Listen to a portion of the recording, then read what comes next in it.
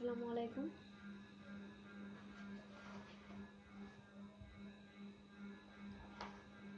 আমাদের আজ রিভিশন করাবো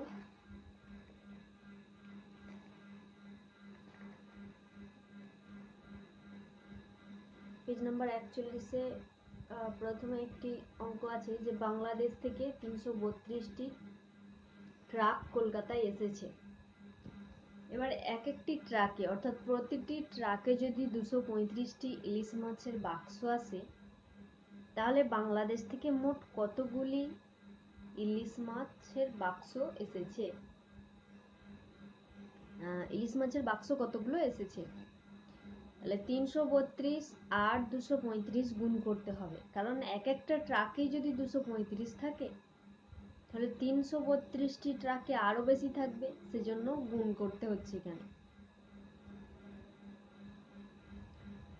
তারপর দুয়েরটা দেখো, একটি শরৎ রচনাবলীর মূল্য 425 টাকা। রবীনবাবু ঠিক করলেন যে 122 জন ছাত্রছাত্রীর প্রত্যেককে একটি করে শরৎ রচনাবলী দেবেন, তাহলে তিনি কত টাকা খরচ করবেন। এখানে একটা দ্বিতীয় যে লাইনটা পড়লাম যে রবীনবাবু ঠিক করলেন 122 জন ছাত্রছাত্রীকে একটি করে শরৎ রচনাবলী দেবেন, তার মানে একটি করে যদি 122 জন ছাত্রছাত্রী থাকে তাহলে 122টি শরৎ রচনাবলী লাগবে। আর একটি শরৎ রচনাবলীর দাম যদি 425 টাকা হয়, তাহলে 122টি শরৎ রচনাবলীর দাম কত হবে, এরকম ভাবে হিসাব করতে হবে। তো প্রথমেই লিখি,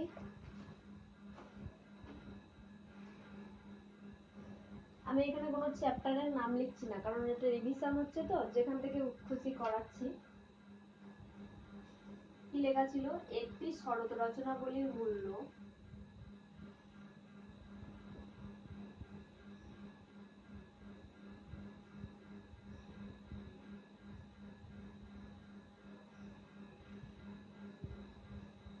425 টাকা।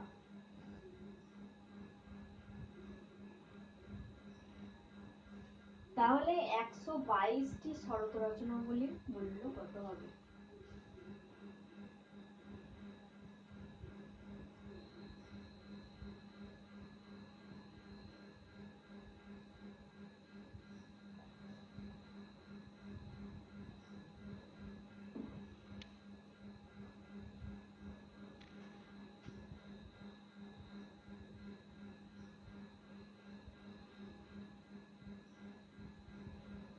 এখানে কত ছিল, 122।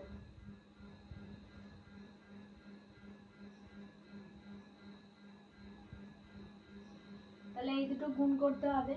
তো গুণের নিয়মটা যেরকম, দুটো নিয়ম আছে, দুটো নিয়ম বলতে একই জিনিস, জাস্ট একটু এদিক ওদিক। তোমরা ছোট থেকে যে গুণটা শিখেছো সেটা হচ্ছে 5 দিয়ে প্রথমে এই এককের ঘরটা ধরে এইগুলো গুণ করলে 5 দুগুণে 10 শূন্য, হাতে 1 রয়েছে, 5 দুগুণে 10 আর একে 11 1, আবার হাতে 1 রয়েছে, 5 একে 5 আর একে 6। এবার এখানটা কাটা চিহ্ন দাও পরের লাইনে এই 2 দিয়ে গুণ করার জন্য। তো এখানে 2 দিয়ে গুণ করা হচ্ছে, যেমন 2 দুগুণে 4 হচ্ছে, 2 দুগুণে 4 হচ্ছে, 2 1 2। তারপরে এই পরের ঘরটা কাটা চিহ্ন দাও, অর্থাৎ দশকের ঘরটা দিয়ে 4 দিয়ে গুণ করো, 4 দুগুণে 8, 4 দুগুণে 8, 4 1 4। এবার যোগ করো,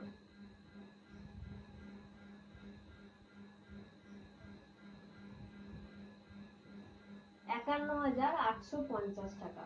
তাহলে এখানে উত্তরটা লিখে দিতে হবে, অতএব দিয়ে যেটা লেখা হয় যে তিনি কত টাকা খরচ করবেন, তাহলে লিখতে হবে তিনি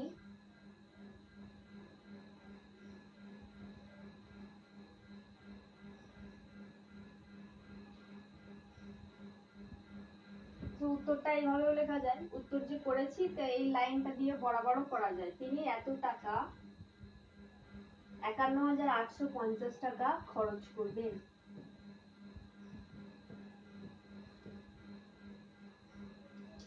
তোমাদের আরেকটা গুণের যে নিয়মটা শেখানো হচ্ছিল সেই নিয়মটা একবার বলে দিই। এটা হয়ে গেল এইভাবে, অঙ্কটা শেষ হয়ে গেল, সেহেতু এই দিকটা মুছে দিচ্ছি। আর এটাও মুছে দিলাম।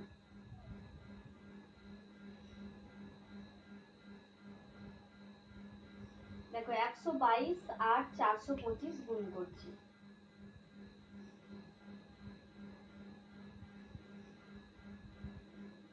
প্রথমে যেরকম গুণ করতে হচ্ছে 5 দুগুণে 10, 0 হাতে 1, 5 দুগুণে 10 একে 11, 1 6, এটা গুণটা হলো। তাহলে প্রথমে কি দিয়ে গুণ করছি? 5 দিয়ে। তারপরের গুলোকে কি দিয়ে গুণ করব? 2 দিয়ে। 2 দিয়ে অর্থাৎ 2 এর এখানে 2 এর স্থানীয় মান হচ্ছে 2 দশক। তাহলে 2 যদি দশকের ঘরে থাকে তাহলে 2 গুণ 10 তার মানে 20। 20 দিয়ে গুণ করতে হচ্ছে। তারপরটা নিশ্চয়ই 400 দিয়ে গুণ করতে হবে। 400 দিয়ে গুণ করতে হবে। এবার যে শূন্য দিয়ে গুণ করা মানে সরি বলাটা ভুল হলো, একের পাশে একটা শূন্য বা দুইয়ের পাশে একটা শূন্য দিয়ে গুণ করা, জাস্ট শুধু শূন্যটা বসে যাবে। আমরা যেখানে একটা কাটা চিহ্ন বসিয়েছি এখানে শূন্যটা বসে যাবে, অর্থাৎ শূন্য যোগ করলেও এখানে কোনো কিছুই অসুবিধা হবে না। তাহলে 20 দিয়ে গুণ করছি, শূন্যটা বসিয়ে দিলাম 20 জন্য, 20 দিয়ে শূন্যটা বসিয়ে দিলাম। এরপর জাস্ট 2 দিয়ে গুণ করব, 2 দুগুণে 4, 2 দুগুণে 4, 2 একে 2। তারপর 400 দিয়ে গুণ করতে হবে। তো 400 দিয়ে যদি গুণ করা হয় লাস্টে দুটো শূন্য বসবে, তারপর 4 দিয়ে গুণ হবে। এই 4টা দিয়ে গুণ হলেও 4 দুগুণে 8, 4 দুগুণে 8, 4 একে 4। যোগ করা হচ্ছে 0, 5।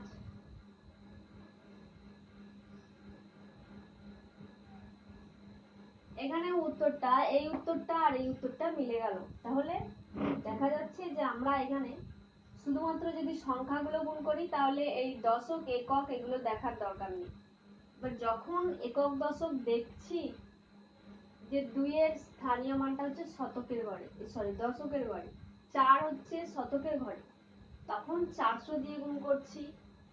কোনোটা তার আগেরটা 20 দিয়ে গুণ করেছি এবং এই কাটা চিহ্নগুলো দিইনি। তো এইভাবেও একই উত্তর আসতে পারে, একই জিনিস।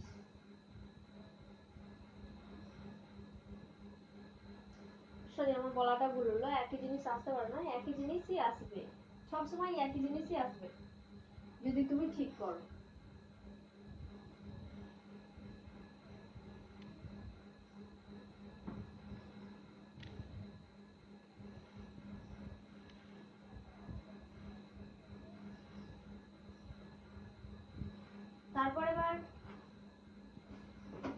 তারপরে পেজ নাম্বার 42 এ রয়েছে একটি শাড়ির দোকানি 375 টাকা দামে 75টি শাড়ি কিনলেন। তারপর প্রতিটি শাড়ি 425 টাকা করে বিক্রি করলেন। তাহলে তিনি কত টাকায় 75টি শাড়ি কিনলেন? প্রথম যে কোশ্চেনটা আছে সেই কোশ্চেনটার জন্য যা উত্তর করতে হবে সেটা আগে দেখি। তিনি কত টাকায় 75টি শাড়ি কিনলেন? তাহলে মোট শাড়ি কিনেছেন 75টি, আর এক একটি শাড়ি 375 টাকা করে কিনেছেন। তাহলে প্রথমে এটা লিখবো, একটি শাড়ি কিনলেন 375 টাকায়।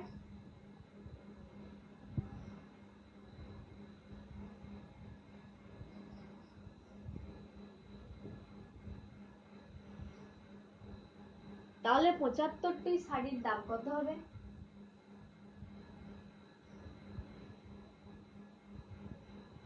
নিশ্চয়ই 75টা শাড়ির দাম আরো গুণ করতে হবে, অনেক বেশি হবে, কারণ বেশি হচ্ছে সেজন্য গুণ করতে হচ্ছে। তাহলে 375 আর 75 গুণ করব।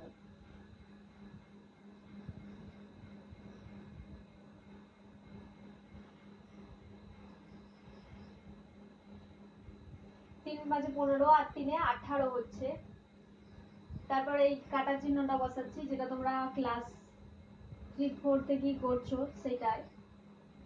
5 7 35 এর 5 হাতে 3 আছে, 7 7 49 আর 3 52, 2 হাতে 5, 3 7 21 আর 5 26। যোগ করলে কি হচ্ছে? 7 আর 5 12, 2 8, 2। কত হলো তাহলে 28,125 টাকা হলো।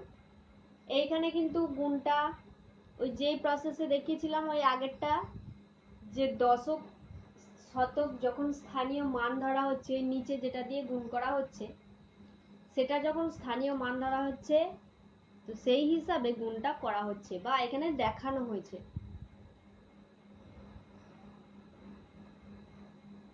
তাহলে এখানে একটা পার্টের উত্তরটা হয়ে গেল। অতএব দিয়ে লিখে দেবে যে অতএব 75টি শাড়ি কিনলেন 28,125 টাকায়। এবার তারপর কোশ্চেন কি আছে, বিক্রি করে কত টাকা পেলেন। তাহলে শুধুমাত্র বিক্রি করে কত টাকা পাওয়া যাচ্ছে সেটা দেখি। এক একটি শাড়ির দাম 425 টাকা, তাহলে 75টি শাড়ির দাম কত। এখানে দামটা বললে ভুল হবে, কারণ কিনছি যখন তখনও দাম বলছি, আবার বিক্রি করছি যখন তখনও দাম বলছি, সেজন্য বলাটা ভুল হবে।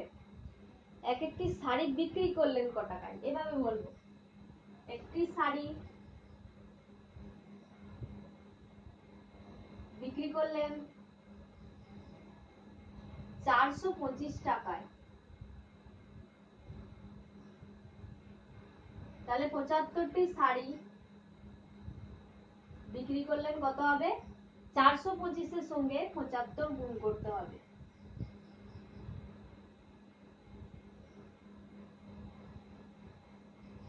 5 5 25-এর 5 হাতে 2 আছে, 5 2 10 2 12 2 হাতে 1 আছে, 4 5 20 আর 1 21। তারপরটা 70 দিয়ে গুণ করছি, 70 দিয়ে 425 কে আগে যেভাবে ভেঙে ভেঙে দেখানো হয়েছিল সেই হিসাবে হচ্ছে। এখানে 70 এর সঙ্গে 425 গুণ করা হচ্ছে। প্রথমে এই 70 এর শূন্যটা এলো, 5 7 35-এর 5 হাতে 3 রয়েছে, 7 গুণে 14 আর 3 17 7 হাতে 1 রয়েছে, 4 7 28 আর 1 29 যোগ করা হচ্ছে। এবার 5 7 8 11 31,875 টাকা। তাহলে বিক্রি করে কত টাকা পেলেন এটা বলা হয়েছে। তাহলে বিক্রি করে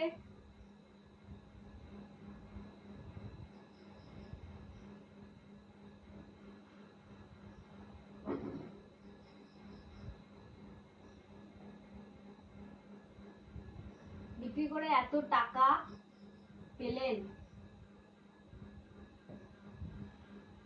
এখানেও শেষ হয়নি, এখনো কোশ্চেন হয়েছে যে বিক্রি করে মোট কত টাকা বেশি পেলেন। তাহলে এইটা যে শাড়িটা কিনতে এটা খরচ হয়েছে 28,125 টাকা, বিক্রি করে পেয়েছেন 31,875, মানে কিছুটা বেশি পেয়েছেন। ওই শাড়িগুলো যত টাকা দিয়ে কিনেছেন তার চেয়ে একটু বেশি পেয়েছেন। তাহলে কত টাকা বেশি সেটা জানার জন্য ওই দুটোর মধ্যে বিয়োগ করতে হবে টোটালটার উপর, কারণ শুধুমাত্র একটি শাড়ির ক্ষেত্রে এখানে হচ্ছে না, 75টি শাড়ির ক্ষেত্রেই হচ্ছে। সেই হেতু লিখে দিচ্ছি 75টি শাড়ি বিক্রি করে তিনি, এই দুটো বিয়োগ করব, তলায় তলায় বসিয়েও বিয়োগ করতে পারি, উপর নিচ করে।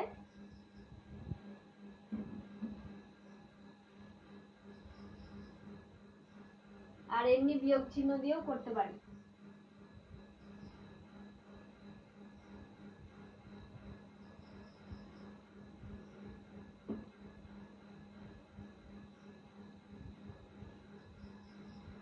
পঁচাত্তরটি শাড়ি বিক্রি করে তিনি 3,750 টাকা বেশি পেলেন।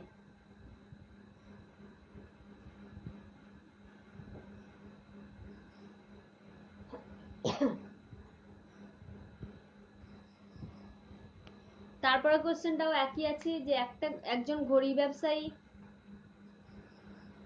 526 টাকা দামের 52টি ঘড়ি কিনেছেন। একই জিনিস আছে এখানে, প্রতি ঘড়ি 610 টাকায় বিক্রি করলেন। 52, প্রথমে দেখো 52টি ঘড়ি 526 টাকা দামের বলতে এখানে বোঝানো হয়েছে যে এক একটি ঘড়ির দাম 526 টাকা। তাহলে 52টি ঘড়ি কত টাকায় কিনলেন? 52 গুণ 526 বা 526 গুণ 52, যে টাকাটা বের হলো, তাহলে মোট ঘড়ি কিনতে তার অত টাকা খরচ হলো। এবারে প্রতিটি ঘড়ি 610 টাকায় বিক্রি করলেন। প্রতিটি ঘড়ি 610 টাকায় বিক্রি করলাম না, এক একটি ঘড়ি বিক্রি করে পাচ্ছেন 610 টাকা। তাহলে 52টি ঘড়ির কত দাম হবে? 52 গুণ 610। এখানে বলা হয়েছে, কোশ্চেনগুলো কি কোশ্চেন অ্যারাইজ হয়েছে যে 52টি ঘড়ি কত টাকায় কিনলেন। তাহলে 52 গুণ 526 প্রথমেই করা হয়ে গেছে। তারপর বিক্রি করে তিনি মোট কত টাকা পেলেন? 610-এর সঙ্গে 52 গুণ করতে হবে নিশ্চয়ই।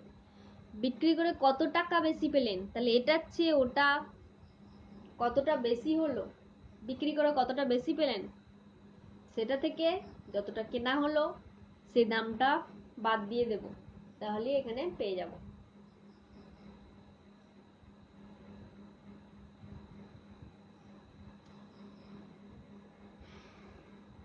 তারপর তিনটা দেখিয়ে দেবো আর 4টা দেখিয়ে দেবো।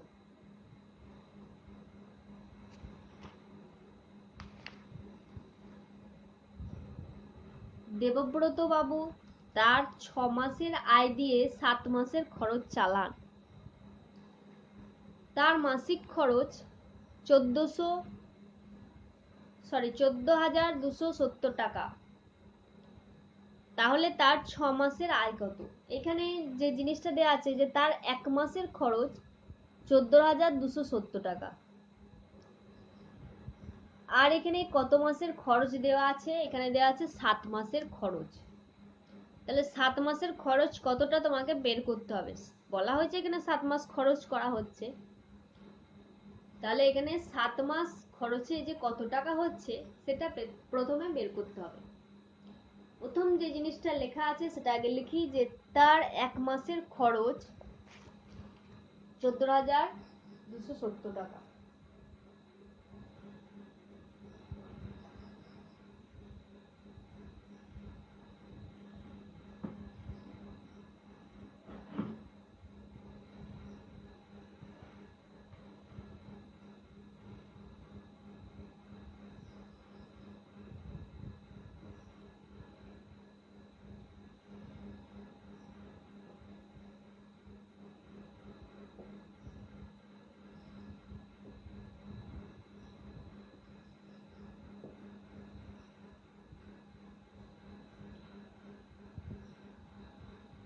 এবার এখানে 7 মাসের খরচের কথা বলা হয়েছে, তাহলে 7 মাসে কতটা খরচ হয় সেটা আগে দেখি, হিসাব করি। তার 7 মাসের খরচ, তাহলে নিশ্চয়ই 7 মাসে আরো বেশি খরচ হবে, যেজন্য 7 দিয়ে গুণ করতে হবে। 14,270 গুণ 7, 7 7 49 9, 4 আছে হাতে, 7 গুণ 14 আর 4 18, 8 হাতে 1 আছে, 4 7 28 আর 29 9, 2 আছে, 7 1 7 আর 2 9, 99,890 টাকা তার 7 মাসের খরচ। এবার প্রথমে যে বাক্যটা লেখা ছিল সেটা হচ্ছে দেবব্রত বাবু তার 6 মাসের আয় দিয়ে 7 মাসের খরচ চালান। তাহলে 6 মাসে যা আয় করছেন সেটাই 7 মাসে খরচ হয়ে যাচ্ছে, তাহলে 7 মাসের খরচ তো এটা। তাহলে ওখান থেকে বোঝা যাচ্ছে যে 6 মাস আয় করলেন ওটাও ওই টাকাটা। তাহলে এখান থেকে লিখে দেবো অতএব, বা তার আগের লাইনটা লিখতে পারো, 6 মাসের আয় সমান 7 মাসের ব্যয়। তাহলে 6 মাসের আয় সমান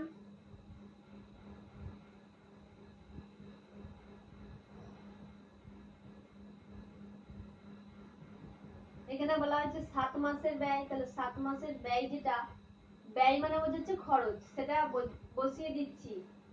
99,890 টাকা বসিয়ে দিলাম। তাহলে এই পর্যন্ত হয়ে গেল যে তার 6 মাসের আয় কত। এখানে বলে দেওয়া মানে বেরিয়ে গেল যে 6 মাসের আয় 99,890 টাকা। তারপরে 4-এর দাগেরটা ওই একইভাবে আছে। শ্যামল বাবু তার 8 মাসের আয় দিয়ে 9 মাসের খরচ চালান। তার মাসিক আয় মানে 1 মাসের আয় 11,232 টাকা। তাহলে 9 মাসের খরচ কত? তো প্রথমে যেটা আমাকে লিখতে হবে যে তার 1 মাসের আয় 11,232। যে জিনিসটা দেওয়া আছে সেটা লিখলাম।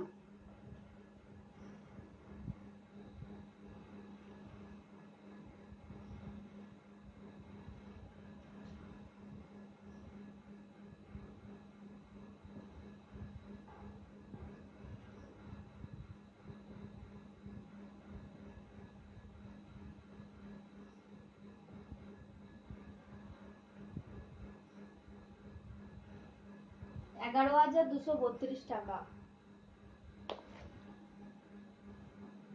এবার প্রথম লাইনটা আরেকবার দেখি যে শ্যামল বাবু তার 8 মাসের আয় দিয়ে 9 মাসের খরচ চালান।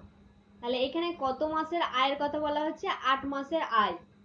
তাহলে 8 মাসের আয় কতটা সেটা দেখবো। তার 8 মাসের আয়, 1 মাসের আয় যদি এটা হয়, 8 মাসের আয় আরো বেশি হবে। 8 মাসের ইনকাম,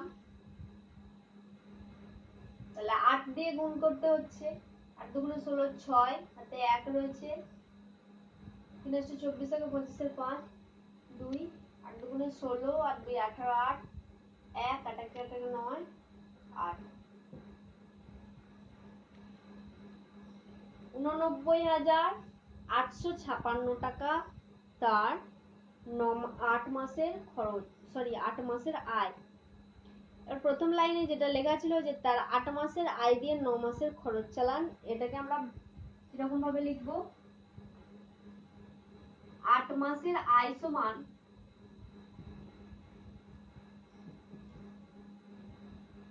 9 মাসের খরচ।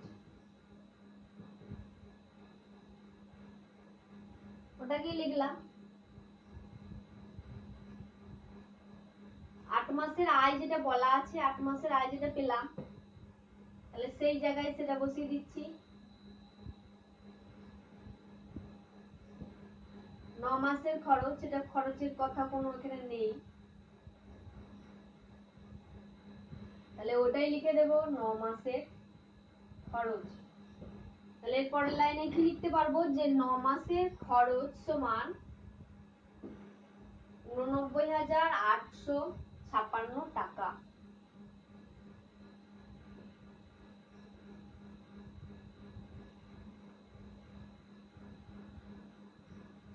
এভাবে হয়ে গেল।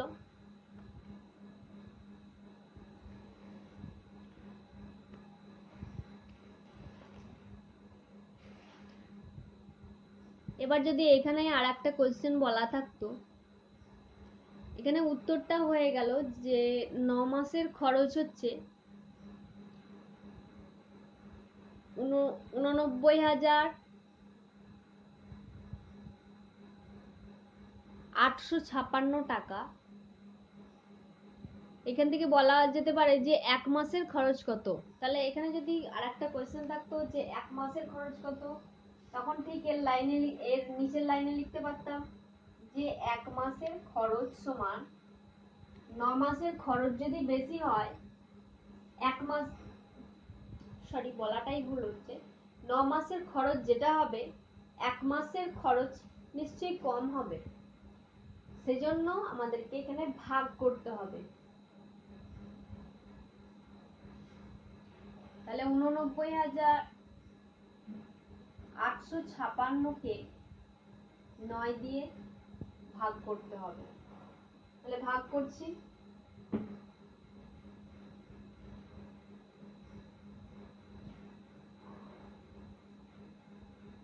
এদিকে জায়গা নেই বলে বাম দিকে করছি।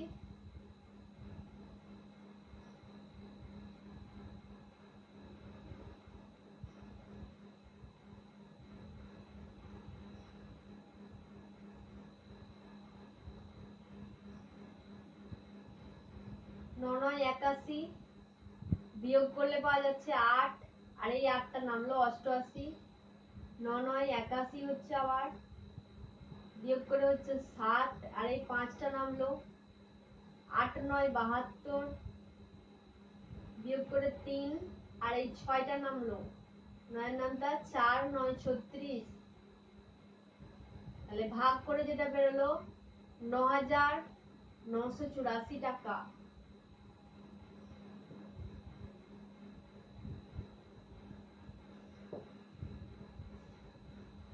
বইয়ের পেজ নাম্বার 43-এ এই যে এক মাসের খরচ কতটা সেটা বলা হয়নি, কোশ্চেন দেওয়া হয়নি, কিন্তু যদি এরকম কোশ্চেনটা হতো যে এক মাসের খরচ কত, তাহলে ওই ভাগটা আর একটু লাস্ট করে দিতে হতো, যেটা দেখালাম। এখানে যেটুকু বলা হয়েছে সেটা ওই 9 মাসের খরচ যতটা 89,856 পর্যন্তই রেখে দেবে। তারপর সিম্পল যে গুণগুলো রয়েছে এগুলো তো অবশ্যই করবে, যে কোনো একটা প্রসেসে করতে পারো। ওই যে শূন্য বসিয়ে যেটা দশক শতকের মান, স্থানীয় মানগুলো যেটা ধরে, সেই ধরেও গুণ করতে পারো, অথবা যে ক্লাস 4-এ যেগুলো গুণগুলো করেছো সেই হিসাবেও করতে পারো, কোনো অসুবিধা নেই।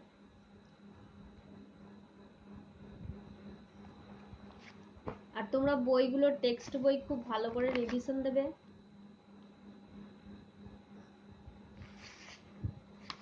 তারপরে নেক্সট 44 পেজে যেটা আছে, তোমরা নিশ্চয়ই ভাগ করতে জানো, আর যে কোনো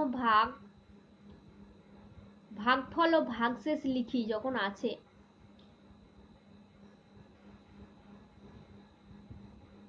তখন ভাগফলও লিখতে হবে আর ভাগশেষও লিখতে হবে। আর ভাগটা কোন প্রসেসে করতে বলেছি, এই যে যেই প্রসেসে ভাগটা বোর্ডে করে দেওয়া আছে, একটা ভাগ একক দশক শতক হাজার অযুত করে এইভাবে মাথায় লেখা আছে। আর যেই প্রসেসটাই শিখিয়েছিলাম সেই প্রসেসটাই করবে ভাগ, এই প্রসেসটা। এতে কিছুটা সুবিধা আছে,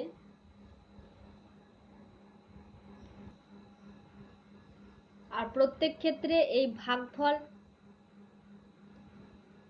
ভাগফল নয়, সরি, ভাজক ভাগশেষের চেয়ে অবশ্যই বড় হবে।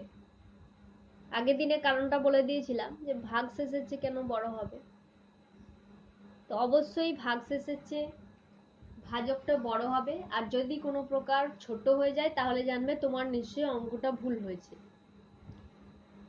আর একটা জিনিস, যেটা যখন ভাগটা করে ভাজ্য ভাজক ভাগফল ভাগশেষ বের করবে, ভাজ্যটা যখন দেওয়া আছে আর ভাজকও দেওয়া আছে, ভাগফল আর ভাগশেষ যখন বের করবে তখন ভাজ্য সমান ওই ভাগফল আর ভাজক গুণ করলে যে মানটা পাওয়া গেল তার সঙ্গে ভাগশেষ যোগ করলে দিয়ে যে ভাজ্য পাওয়া যাবে তার সঙ্গে মিলে যায় যদি, তাহলে জানবে তোমার অঙ্কটা ঠিক হয়েছে।